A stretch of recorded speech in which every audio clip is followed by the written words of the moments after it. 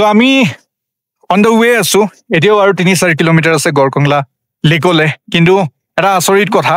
ইয়াতে মই হিমালয়ান লৈ আহিছো আৰু এখন আছে এডভেঞ্চাৰ 390 আমাৰ দুটাৰে ফাটি গৈছে মানে কিন্তু আমাৰ লগত এটা সাংঘাতিক মক্কেল আহিছে সি R15 খন লৈ আহিছে তাক মই সুধিব বিচাৰো প্লিজ তুমি হেলমেটটো খোলা আৰু অকনমান কোৱাচোন যেন কেনেকৈ উঠাইছা ইমান ডাঙৰ ডাঙৰ আপ এনেকুৱা অফ ৰোড এইখনেদি মানে আমাৰটো ফাটি গৈছে হয়নে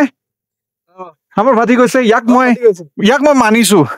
R15 লৈ we are real riders আৰু ৰাইড কৰিবলৈ একচুয়ালি বাইকো মেটাৰ কৰে বাট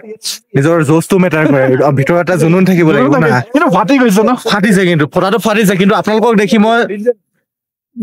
দেখিও মানে পুৰা জোছত গৈ আছো এইফালে ভিউটো বঢ়িয়া তো কৰবাত এনেকুৱা লাগিছে ন যেন মই আৰু নোৱাৰিম মানে এনেকুৱা এইখন বাইকত মোৰ মানে ট্ৰেকচন কন্ট্ৰল অন হৈ আছে মোক কেনেকুৱা লাগিছে যেন ৰাস্তা কিজানি নেপামগে এইখন বাইকত নাযাবই কিজানি ৰাস্তা মই যেতিয়া সেই ৱাটাৰ ক্ৰছটো